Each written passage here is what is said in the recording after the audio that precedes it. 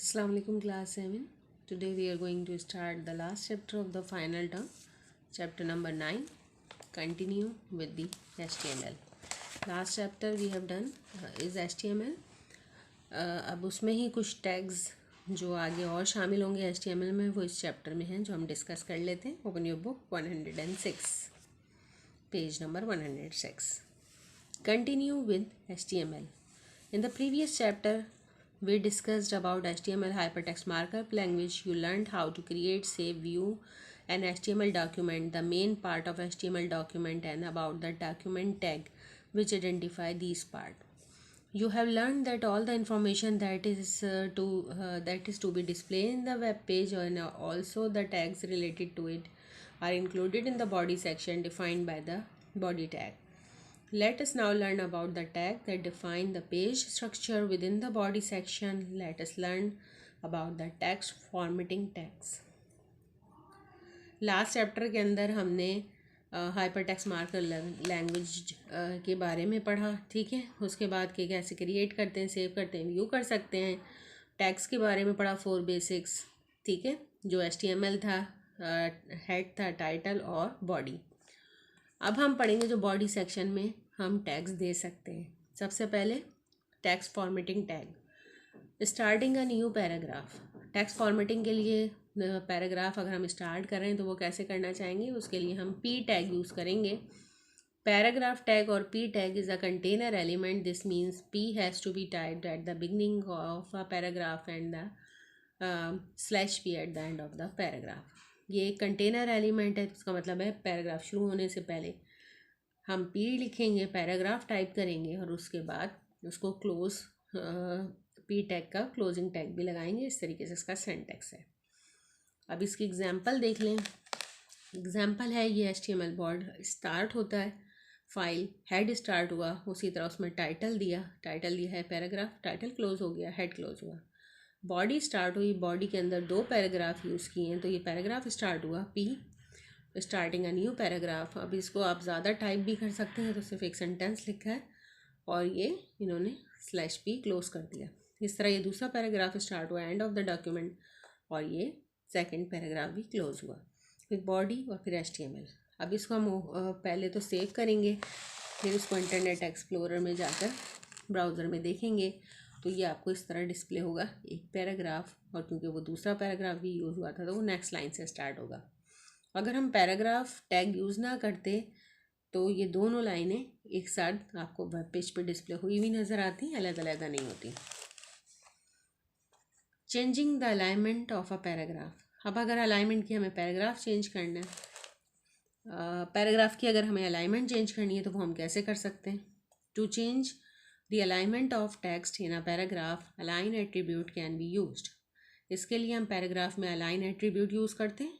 Align attribute can take any one of the 4 value. अब align attribute में आप 4 value दे सकते हैं, left, center, right and justify.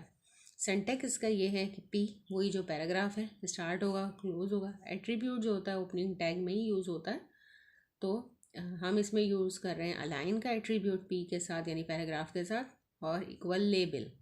ये इसका सिंटैक्स है. ये आपने पैराग्राफ टाइप किया और ये पैराग्राफ क्लोज हुआ. अब लेबल का क्या मतलब है. लेबल का मतलब है इसमें आप 4 वैल्यू दे सकते हैं, left, centre, right and justify. इसकी एग्जांपल आप देख लीजिए. उसी तरीके से एक HTML फाइल स्टार्ट हुई है, आपने HTML टैग यूज़ किया, हेड टैग, हेड के अंदर टाइटल ओपन हुआ, टाइटल लिखा, टाइटल क्लोज हुआ, हेड क्लोज हुआ, बॉडी स्टार्टिंग.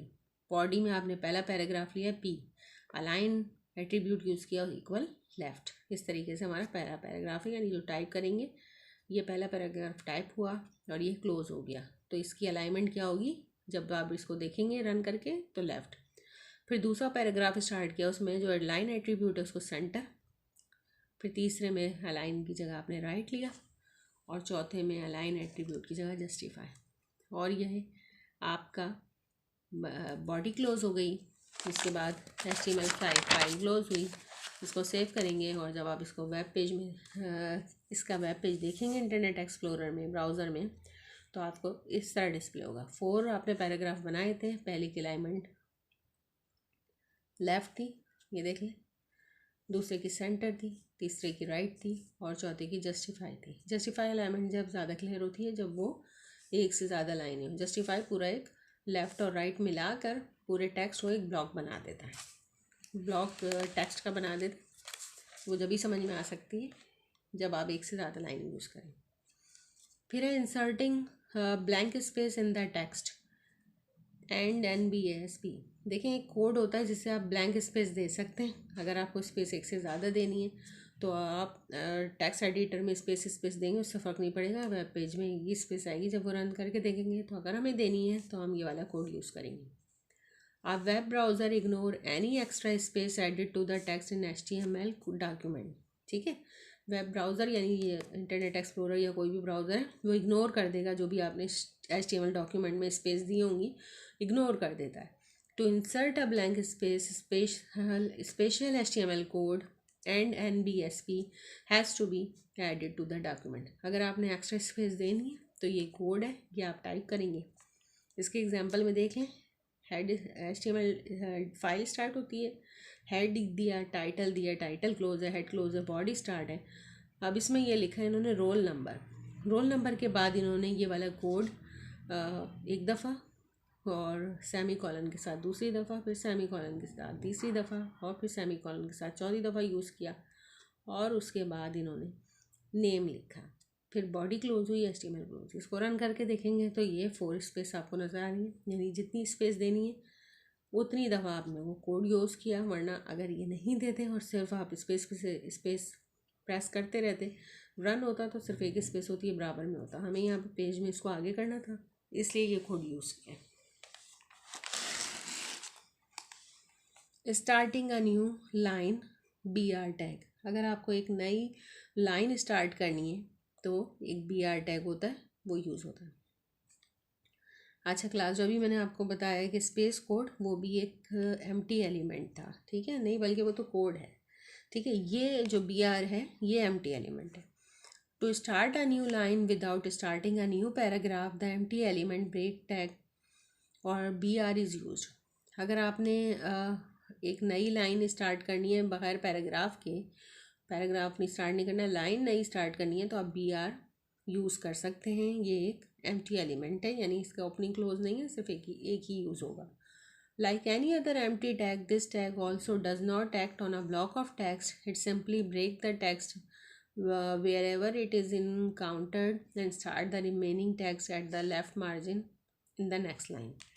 अब जहाँ भी आप देंगे BR टैग, वो जाहिर है एक एम्प्टी एलिमेंट है तो एक पूरे टेक्स्ट पे काम नहीं करता है, बल्कि जहाँ भी नज़र आएगा वहाँ से लाइन ब्रेक कर देगा और नेक्स्ट लाइन लेफ़्ट साइड से स्टार्ट होगी न्यू लाइन से।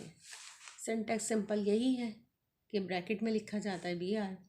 एग्जाम्पल आप देख लें, HTML फाइल स्टार्ट हुई, हेड है, हेड में टाइटल है, टाइटल क्लोज है, हेड क्लोज है, बॉडी स्टार्ट है, पैराग्राफ है। अब इन्होंने ये लिखा है जैसे BR, एक लाइन स्किप हुई, आपने ये टाइप किया सलीम, फिर BR कोड यूज़ किया, फिर ये एड्रेस है PCHS का, फिर BR, फिर कराची, फिर पैराग्राफ क्लोज है, बॉडी क्लोज है, HTML क्लोज है। अब जब आप इसको एक्सप्लोरर में देखेंगे तो ये आपको तीनों चीज़ें सलीम, PCHS, कराची अलग-अलग लाइन में नज़र आएंगी। अगर आप ये BR कोड यूज़ नहीं करते और इसी तरह ये यहाँ पर डॉक्यूमेंट में अलग-अलग टाइप करते और जब आप इसको रन करके देखते तो ये एक लाइन में आता, ठीक है। वे क्योंकि HTML जो जब रन होता है ब्राउज़र में तो ब्राउज़र ये इग्नोर कर देता है स्पेस और नेक्स्ट लाइन, तो उसके लिए हम नेक्स्ट लाइन के लिए BR देते हैं। आज यहीं तक रखते हैं क्लास, बाकी चैप्टर नेक्स्ट क्लास में करेंगे। Thank you.